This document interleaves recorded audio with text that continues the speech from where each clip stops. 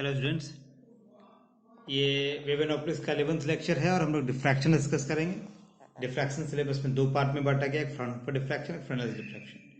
Front में आपको single slit, double slit, multiple slit diffraction पढ़ना है बेसिकली, एंड फ्रंटल डिफ्रैक्शन में आपको half period zones and zone periods के बारे में पढ़ना है।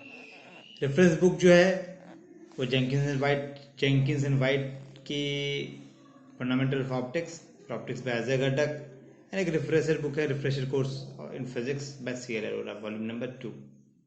ठीक है, अब थोड़ा सा डिफ्रैक्शन जो आप जानते हैं उसको हम इंट्रो करेंगे, थोड़ा ब्रीफ इंट्रोडक्शन, और फिर स्मूथ स्लिप पे आएंगे। तो देखिए डिफ्रैक्शन है क्या। बेसिकली डिफ्रैक्शन क्या है? Bending of light around a corner. ठीक, अगर ये लाइट मान लेते हैं यहाँ पे है, ये लाइट अगर रेक्टेंगुलर प्रोपगेशन कर रहा है, सीधी रेखा में है, इस फिगर में देखिए लाइट यहाँ से पैरेलल जा रहा है। अगर सीधी रेखा में स्ट्रेट लाइन में मूव करता तो यहाँ लाइट दिखेगा, इस पोर्शन में डार्क होना चाहिए, बट ऐसा नहीं होता है। इस पोर्शन में भी लाइट दिखता है, शैडो रीजन में भी लाइट दिखता है। सिमिलरली इस ऑब्स्टिकल में ये आपका लाइट दिखना चाहिए, ये शैडो रीजन होना चाहिए, शैडो डार्क रीजन होना चाहिए, बट यहाँ भी लाइट आपको दिखता है। मतलब इस केस में बेंड लाइट ऐसे बेंड कर रहा है, इस केस में लाइट ऐसे बेंड कर रहा है। ठीक है, तो ये बेंडिंग ऑफ जो लाइट है that is called diffraction. Bending of light beam around aperture और कॉर्नर इज कॉल्ड डिफ्रैक्शन। एक पॉइंट यह नोट करने वाला है कि यहाँ पे आपको fringe pattern, bright and dark fringe pattern दिखेगा अगर ये आपका अपर्चर का साइज वेवलेंथ ऑफ लाइट के साइज के इक्विवेलेंट है। तो वही चीज मैंने यहाँ लिखा है, the bending of light beam around the corner और edge and spreading into the geometrical shadow region of obstacle or aperture placed in its path is known as diffraction. The formation of alternate bright and dark fringes by redistribution of light intensity is called diffraction fringe pattern or diffraction pattern. For occurrence of fringe pattern, size of obstacle should be comparable to the wavelength of light. ठीक, जो मैंने आपको बताया वही चीजें लिख दिया थोड़ा। अब एक और बेसिक चीज यहाँ पे आपको आता है कि इंटरफेरेंस और डिफ्रैक्शन में क्या डिफरेंस है। तो दो चार पॉइंट्स हैं। पहला पॉइंट है कि इंटरफेरेंस जो है, दो कोहेरेंट बीम का सुपरपोजिशन हो रहा है और ये दो कोहेरेंट बीम है वो दो डिफरेंट वेव फ्रंट से निकल के आ रहे हैं, जबकि डिफ्रैक्शन में आपका एक ही वेव फ्रंट से दो या दो से ज़्यादा बीम्स निकल रहे हैं जो आपस में सुपरपोज कर रहे हैं। मतलब एक ही वेव फ्रंट से के डिफरेंट पॉइंट से जो सेकेंडरी वेवलेट्स निकल रहे हैं वो आपस में सुपरपोज कर रहे हैं। वही लिखा है मैंने, superposition of two coherent light beams from two separate wave fronts. यहाँ पे superposition of two coherent light beams secondary wavelets originating from different point of same wave front. इसमें इंटरफेरेंस के केस में आपका मैक्सिमा जो होगा सारे मैक्सिमा सेम इंटेंसिटी के होंगे, बट डिफ्रैक्शन के केस में ऐसा नहीं होगा। सेंट्रल मैक्सिमम होगा, उसके बाद जो सेकेंडरी मैक्सिमा है वो उसकी इंटेंसिटी कम होती जाएगी। इंटरफेरेंस फ्रिंजेस जो है वो इक्वल स्पेस्ड होते हैं, डिफ्रैक्शन फ्रिंजेस जो होगा इक्वल स्पेस्ड नहीं होगा। इस केस में इंटरफेरेंस केस में मैक्सिमा परफेक्टली डार्क होगा, इसमें वैसा नहीं होगा, डिफ्रैक्शन केस में परफेक्टली डार्क नहीं होगा। अब एक और पॉइंट जो हमारा टॉपिक जो चैप्टर में किया फ्रेनेल्स और फ्रेनहोफर का, उसमें डिफरेंस समझ लीजिए, बहुत बेसिक डिफरेंस है। एक डिफरेंस आपको काउंट करवाऊंगा। फ्रेनहोफर डिफ्रैक्शन में क्या है, सोर्स और स्क्रीन जो है वो स्लिट या ऑब्स्टेकल से डिफ्रैक्टिंग एलिमेंट से इनफाइनाइट डिस्टेंस पे होगा। Source of light and screen are at infinite distance from diffracting element, but Fresnel's में आइदर सोर्स और स्क्रीन और दोनों फाइनाइट डिस्टेंस पे होंगे। सोर्स ऑफ लाइट और स्क्रीन और both are at the finite distance from the diffracting element. यहाँ पे एक चीज मैं आपको बता दूं कि ये कई बार ऑब्जेक्टिव में आता है, तो मैं अपनी बात बताता हूँ, मैं खुद भूल जाता था कि ये किस में फाइनाइट होगा किस में इनफाइनाइट होगा। ठीक है, तो फिर मैंने दिमाग लगाया कि ये फ्रेनहोफर लंबा नाम है, तो इसमें मान लेते हैं कि ये लंबा नाम वाले में इनफाइनाइट डिस्टेंस पे होगा दोनों, और जो शॉर्ट छोटा नाम है फ्रेनल्स तो इसमें फाइनाइट डिस्टेंस पे होगा। चलिए हम लोग सिंगल स्लिट पे मूव करते हैं, और सिंगल स्लिट डिफ्रैक्शन पैटर्न जो हम यूज़ करेंगे वही हमारा सिलेबस का पार्ट वहीं से स्टार्ट होता है। एग्जामिनेशन पॉइंट ऑफ व्यू से आपका वहीं से क्वेश्चन आएगा। ठीक है, ये आपका सिंगल स्लिट डिफ्रैक्शन पैटर्न का डायग्राम है। दो कन्वर्जिंग लेंसेज है, और ये जस्ट यूज़ किया गया है कि हमारा सोर्स और स्लिट सोर्स और स्क्रीन इनफाइनाइट डिस्टेंस पे हो। एक स्लिट है, इस स्लिट को n पॉइंट सोर्स में बांट दिया गया है। समझिए प्लेन वेव था, प्लेन वेव फ्रंट है, प्लेन वेव फ्रंट के डिफरेंट पॉइंट्स है जहाँ सेकेंडरी वेवलेट्स निकल रहे हैं।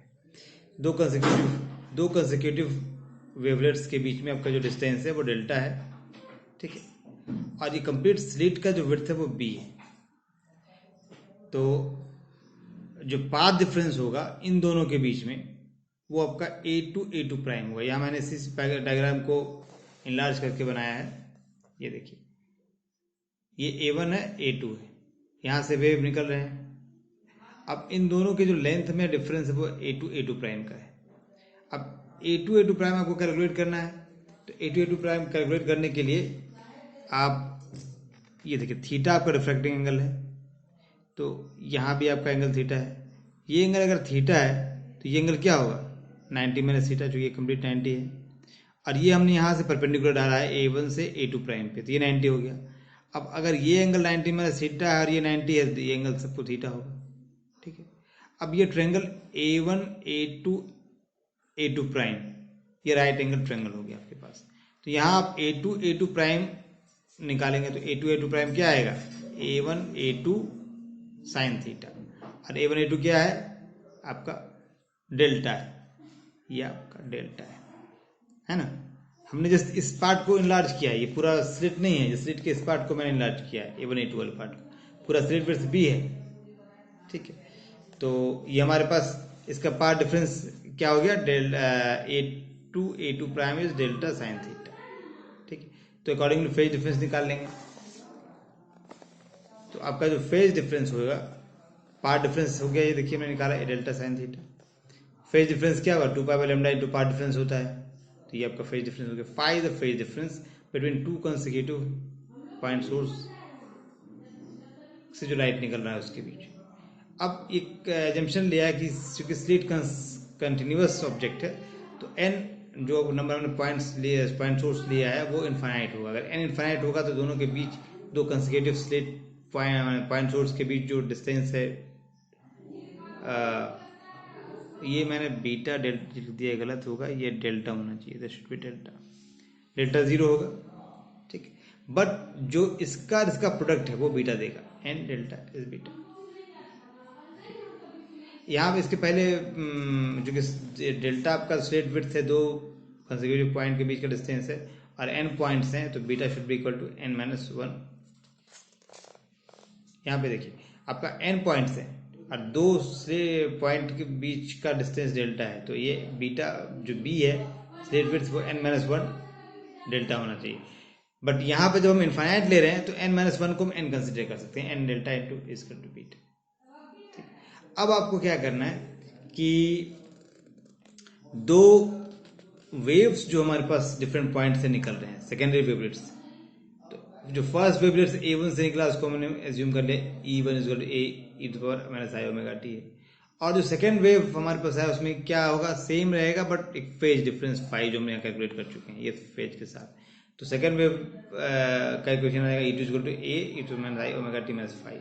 सिमिलरली थर्ड अगेन फाई का फेज डिफरेंस आएगा 2 फाई हो जाएगा यहाँ पे। सिमिलर हम n तक जाएंगे तो यहाँ पे हमारा nth वेव हो जाएगा A is minus i omega t minus n minus 1 phi. अब हमें निकालना क्या है, P पॉइंट पे हमारा सुपरपोज कर रहा है ये सारा वेव, रिजल्टेंट निकालना है हमको। तो हम क्या लिखेंगे, रिजल्टेंट वेव जो होगा हमारा P पॉइंट पे डायग्राम का। अब डायग्राम का फिर से एक बार आपको दिखा दे, ये देखिए यहाँ सबसे वेव निकल रहा है, जो सेकेंडरी वेवलेट सोर्स है, सारे पॉइंट सेकेंडरी वेवलेट्स के सोर्स हैं, यहाँ सबसे निकल के आपको P पे सुपरपोज कर रहा है। तो E1 E2 E3 सारे का सुपरपोज करेंगे तो E जो रिजल्टेंट हमारा वेव आएगा वो आएगा E is equal to E1 plus E2 plus E3 up to En, ठीक। अब उसी को हमने यहाँ पे किया है। उसको जब हम करते हैं तो देखिए थोड़ा सा कैलकुलेशन है, आसान सा कैलकुलेशन है, इसलिए मैंने इसे एक्सपोनेंशियल में ही रखा है। ट्रिग्नोमेट्री में थोड़ा सा दिक्कत हो रहा था मुझे, थोड़ा एक्सप्रेशन मतलब लेंदी और कॉम्प्लिकेटेड हो रहा था सॉल्व करने में, इसलिए एक्सपोनेंशियल में रखा है। तो आपका E जो है रिजल्टेंट वेव सबका समेशन हो गया। अब एक्सपोनेंशियल में रख दीजिए। अब यहाँ पे देखिए ध्यान से इक्वेशंस को, कॉमन क्या आ रहा है, A e power minus i omega t सारे टर्म्स में, वो कौन बाहर ले लिए। यहाँ 1 बचा, इसमें क्या बचेगा, माइनस माइनस प्लस i5, इसमें बचेगा यहाँ पे 2 है, आपको दिख रहा होगा अगर ये देखिए, है ना 2 5, तो यहाँ बचेगा i2 5। सिमिलरली इट पर 3 5 4 5 अप टू इट पर माइनस n माइनस 1 5। ठीक है, अब ये आपका ज्योमेट्रिक सीरीज है, ध्यान से देखिए, ये ज्योमेट्रिक सीरीज हो गया अप टू n टर्म्स। तो n टर्म्स की ज्योमेट्रिक सीरीज का समेशन क्या होता है, 1 माइनस कॉमन रेशियो का power n divide by 1 minus common ratio. तो ये आपको कॉमन रेशियो क्या है, e टू i5, इसका पावर n कर दिया, यहाँ पे ही रखे। अब यहाँ पे थोड़ा सा ध्यान दीजिए कि इसमें हम कुछ कॉमन ले रहे हैं, e to minus i n 5/2 यहाँ कॉमन ले रहे हैं, और e टू आई 5/2 कॉमन ले रहे हैं यहाँ पे, ये हमने कॉमन ले लिया, तो आपके पास ये बच गया, ये बच गया। अब इसको ऊपर ले जाइए, i5/2 कॉमन हो जाएगा, तो यहाँ n माइनस 1 हो जाएगा, और इसके साथ मिक्स कर दीजिए, तो ये क्या आ जाएगा, e to minus i omega t minus n minus 1/2 5। ध्यान से कीजिए, आराम से हो जाएगा ये। इसको ऊपर ले जाइए, n माइनस 1 5/2 आई n माइनस 1 5/2 हो जाएगा। फिर आप जब मल्टीप्लाई करेंगे दोनों एक्सपोनेंशियल को, पावर ऐड होगा, तो minus i omega T, I minus आई बाहर होगा, omega t minus n minus 1/2 5। और इसको अगर आप एक्सपेंड करेंगे, जो एक्सपोनेंशियल को आप लिखते हैं डिमोर्फस थ्योरम से, e to power i theta equal to cos theta plus i sine theta, minus होगा तो cos theta minus i sine theta होता है, उसको आप सब्स्टिट्यूट करेंगे, तो यहाँ कॉस कॉस का टर्म यहाँ भी कट जाएगा, यहाँ भी कट जाएगा, साइन का टर्म डबल हो जाएगा, यहाँ साइन का टर्म डबल हो जाएगा, 2 कट जाएगा। ठीक है, तो बच जाएगा साइन n 5/2 साइन 5/2। ठीक, तो आप इसको आगे ले जाइए, साइन n 5/2 साइन 5/2, और ये आपका e to power i omega t minus 5 हो गया। अब इस टर्म को आप एज्यूम करते हैं कि जो हमारा एक्सपोनेंशियल है, उसको ट्रिग्नोमेट्रिक में लिखेंगे, तो इसका जो रियल पार्ट है वो हमारे एक्चुअल वेव को रिप्रेजेंट कर रहा है, तो हम सिर्फ कॉस वाला पार्ट लेंगे। ठीक है, और इनको हम क्या आता है, 5/2 एक पर देख लेते हैं। ये आपका आ गया, हमने कॉस सिर्फ रियल पार्ट को इंडिकेट करना है हमको, और जो हमारा रियल पार्ट एक्सपोनेंशियल का वही वेव को, एक्चुअल वेव को इंडिकेट कर रहा है, तो ये साइन 5 n 5/2, ये हमारा फाइनल एक्सप्रेशन रिजल्टेंट वेव का आ गया। अब आप रिजल्टेंट वेव, इसमें से क्या है कि फाइव का वैल्यू मैंने क्या लिखा था, 5 फेज डिफरेंस हमारा है, फेज डिफरेंस कितना आया था, फेज डिफरेंस हमारे पास आया था 2π/λ इंटू पार डिफरेंस 2π/λ, मतलब 2π/λ इंटू डेल्टा साइन थीटा आया था, ये आया था। तो यहाँ उसको हम सब्स्टिट्यूट करेंगे, तो 2 कैंसिल हो गया, आपके पास n डेल्टा आ गया, और n डेल्टा को हम b ले रहे हैं। ठीक, वही का बात यहाँ पे 2 कैंसिल हो गया, बट यहाँ pi delta sine theta lambda रह गया, ये सब कॉस का एज इट इज रहेगा, तो n डेल्टा को आपने p ले लिया। ठीक, तो a sine pi b sine theta by lambda हो गया, और यहाँ पे हम n से मल्टीप्लाई डिवाइड कर देते हैं, तो पाई b sine theta n lambda n हो गया। अब चूंकि n इनफाइनाइट है, तो ये काफ़ी छोटा हो जाएगा, काफ़ी छोटा होगा। स्मॉल थीटा के लिए साइन थीटा को हम थीटा से इंडिकेट करते हैं, वही काम यहाँ कर रहे हैं। ठीक, तो ये n को ऊपर ले जाइए, बाकी चीज कहीं पर नहीं, इसको हमने बीटा मान लिया, इसको बीटा मान लिया, तो और n को कैपिटल ए मान लिया है, ये देखिए। ठीक है, तो n आपका कैपिटल ए हो गया, ये साइन बीटा हो गया बाई बीटा, तो a capital A sine beta by beta cos omega t minus n minus 1 5/2। और यहाँ पे देखिए n इनफाइनाइट है, तो हम n माइनस 1/2 को n/2 कंसिडर कर सकते हैं। n/2 5 जो है आपका, वो क्या आ रहा है, n/2 5 यही टर्म आया था इसी पर, यहाँ भी n 5/2 था, तो ये आ जाएगा बीटा। ये मैंने अगले स्टेप 2 स्टेप के बाद किया होगा, तो ये आपके पास आ गया, n को a कर लिया, पाई b साइन थीटा को लैम्डा को हमने बीटा मान लिया, इस टर्म को भी n-1 n इंडिकेट कर रहे हैं, पहले भी ये काम कर चुके थे, तो ये n 5/2 आ गया, ये आपका बीटा हो जाएगा। तो एक्सप्रेशन क्या आ गया, e is equal to a sine beta beta cos omega t minus ये टर्म भी आपका बीटा हो जाएगा। तो ये टर्म मैंने यहाँ लिखा, ये मैंने करके दिखाया, बट वही लॉजिक है, आप कर लेंगे। e is equal to a sine beta by beta cos omega t minus beta, ये आपका फाइनल एक्सप्रेशन हो गया रिजल्टेंट वेव का। अभी आप क्या करना है कि ये आपका रिजल्टेंट वेव हो गया, तो ये एम्पलीट्यूड हो गया, एम्पलीट्यूड का स्क्वायर करेंगे तो इंटेंसिटी हो गया, ये आपका इंटेंसिटी आ गया। अब इंटेंसिटी का एनालिसिस करना, ए स्क्वायर को हमने आई नॉट मान लिया, तो मेरे पास आई इजकल टू आई नॉट और आगे sign square beta by beta square. ठीक है, ये रिजल्टेंट इंटेंसिटी है, ये रिजल्टेंट आपका ए नॉट मैक्सिमम इंटेंसिटी आ गया ए स्क्वायर। अब हम इसी इंटेंसिटी का 2 स्टेप है कि आप निकाल लीजिए मैक्सिमा और मिनिमा, काम हो गया बस आपके पास। ये देखिए, ये आपका रिजल्टेंट इंटेंसिटी आया, अब बीटा पे डिपेंड करेगा कि कब बीटा की वैल्यू जैसी होगी वैसे मैक्सिमम मिनिमा आएगा।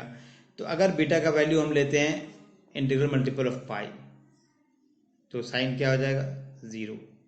ठीक, अभी मैंने एम मान लिया एम पाई का ले रहे तो एम को 0 नहीं रखते हैं, तो b sine theta is equal to m lambda हो गया। बीटा क्या है, बीटा आपके पास है pi by lambda b sine theta, pi by cancel हो गया तो b sine theta m lambda आ गया। तो मैक्सिमा की कंडीशन हो गई b sine theta is equal to m lambda, जहाँ की एम आपका +-1 +-2 अप टू आगे होगा। तो आपका फर्स्ट मिनिमा अगर आप निकालेंगे तो थीटा को इधर ले जाइए, n lambda m lambda by b हो गया, एम की जगह 1 रखिए तो थीटा 1 आपका ये साइन इनवर्स चला गया, sine inverse lambda by b हो जाएगा। ठीक, यहाँ से सिमिलरली सेकेंड मिनिमा आ जाएगा। और ये आपका सिमिलरली ये मिनिमा का आ गया। अब मैक्सिमा पे आ जाइए। मैक्सिमा के लिए हमने क्या किया है, मैक्सिमा के लिए आप जस्ट मैक्सिमा मिनिमा थ्योरम लगाइए। फर्स्ट डेरिवेटिव 0 होगा, सेकंड डेरिवेटिव आपका लेस देन 0 होगा, तो आपका मैक्सिमा होगा। सेकंड डेरिवेटिव में दिखाएंगे नहीं, बट एज्यूम करते हैं कि मैक्सिमा इस पॉइंट के लिए। तो डी बाई डी टी यहाँ पे क्या था आपका I naught sine square beta by beta square, तो यू बाई वी के टर्म में इसको डिफ्रेंशिएट कर लिए। Just sine square beta by beta square differentiate करेंगे, फर्स्ट टर्म का differentiation into second term minus second term का differentiation into first term divide by denominator का स्क्वायर हो जाएगा। उसी को सॉल्व करते हैं, तो सॉल्व करते हुए आपके पास स्टेप बाय स्टेप आएंगे। तो sign to beta beta minus tan beta आएगा। अब अगर ये 0 होगा या ये 0 होगा। अगर ये 0 हो रहा है तो आपके पास क्या होगा, beta is equal to m pi by 2। ठीक, एम +-1 2 रखिए, मतलब पाई बाई 2 जब भी होगा तो बीटा 0 हो जाएगा, तो आपका ठीक है एक कंडीशन। और जब m इजकल टू 0 लेते हैं, मान लीजिए कि m इजकल टू 0 आपने ले लिया, तब भी बीटा 0 हो रहा है। ये एम पाई बाई 2 है, मैक्सिमा दे रहा है, बट अगर m इजकल टू 0 लेते हैं, m 0 लेंगे तो आपका बीटा क्या हो जाएगा 0 हो जाएगा। ठीक, तो बी थीटा भी 0 हो जाएगा। उस केस में आपका क्या साइन बीटा बाय बीटा, ये साइन 0 बाय 0 हो जाएगा, साइन 0 0 और 0 बाय 0 डिटर्मिनेंट हो जाएगा। बट वहाँ क्या करना है, लिमिटिंग केस लेना है, लिमिट बीटा टेंड्स टू 0। तो i 0 sine square beta beta square, beta 0 आप टेंडिंग टू ले रहे हैं, थीटा टेंडिंग टू 0 ले रहे हैं। ये लिमिट के हिसाब से आपका होता है, लिमिट इसका लिमिट लेते हैं तो आपका 1 आता है। आपको पता होगा लिमिट कंटिन्यूटी के थ्योरम से इसका 1 आता है। तो मतलब जो सेंट्रल मैक्सिमा आपका है वो m इजकल टू 0 पे होगा। 0 ऑर्डर फ्रेंच जो है वो मतलब मैक्सिमा है, m ऑर्डर आपका मैक्सिमा का, वो सेंट्रल मैक्सिमा देगा। और central maxima theta is equal to 0 पे होगा, और आई इजकल ये मैक्सिमम इंटेंसिटी का होगा। सेंट्रल मैक्सिमा मैक्सिमम इंटेंसिटी का होगा, और जो अदर सेकेंडरी मैक्सिमा है उनकी इंटेंसिटी इससे कम होगी। ठीक है, और अब हम इसी चीज़ को आगे देखते हैं कि से 2 टर्म थे हमारे पास, साइन 2 बीटा 0 में निकाल लिया था। ठीक है, पाई बाई 2। अब अगर इसको आप 0 करते हैं, ये पार्ट बीटा माइनस 10 बीटा, तो बीटा इजकल टू 10 बीटा होगा। इसको सॉल्व करने का ग्राफिकल मेथड है। ग्राफिकल मेथड मतलब वाई इजकल टू बीटा मान लीजिए, वाई इजकल टू 10 बीटा मानिए, और सॉल्व कीजिए। जहाँ पे दोनों क्रॉस करेगा वो पॉइंट आपको देगा इसका सॉल्यूशन, बीटा का वैल्यू। तो जब ग्राफिकल मेथड जब हम निकालते हैं तो हमें मिलता है ये आपका वाई इजकल टू बीटा है, वाई इजकल टू 10 बीटा है। इन दोनों जहाँ पे कट कर रहा है पॉइंट, वो पॉइंट आप क्या आ रहे हैं 3 पाई बाई 2। ठीक, 3 पाई बाई 2, उसके बाद 5 बाई 2 7 पाई बाई 2। ठीक, डायग्राम थोड़ा सा और ज़्यादा 3 पाई बाई 2 थोड़ा सा इधर और ज़्यादा, तो अब दिखता है कि 3 पाई बाई 2 है, हल्का सा डायग्राम आगे होना चाहिए था। तो ये आपका बस ये वैल्यूज़ आ गए जिसपे आपका सेकेंडरी मैक्सिमास होगा। अब सेकेंडरी मैक्सिमम की वैल्यू निकालनी है तो पुट कर दीजिए आई 0 sine square beta by beta में। पहला बीटा होगा 3 पाई बाई 2, ये तो फर्स्ट साइन वाला टर्म 1 हो गया। ये बीटा जाएगा तो ऊपर हो जाएगा 4 बाई 9 पाई स्क्वायर हो जाएगा, ऑलमोस्ट 1 बाई 21 आई नॉट हो जाएगा। इसी तरह से सिमिलर, तो ये देखिए इंटेंसिटी कितनी कम होती जा रही है। जैसे आपका सेकेंडरी मैक्सिमा आगे बढ़ते जा रहा है, first second third fourth intensity decrease करती जा रही है। ठीक है, तो ये हमारा हो गया सेकेंडरी मैक्सिमा का वैल्यू। अब हम सेकेंडरी मैक्सिमा हमने देख लिया, मैक्सिमा देख लिया, मिनिमा देख लिया। अब फ्रिंज पैटर्न को देखते हैं कि फ्रिंज पैटर्न हमारा कैसा होना चाहिए यहाँ पे।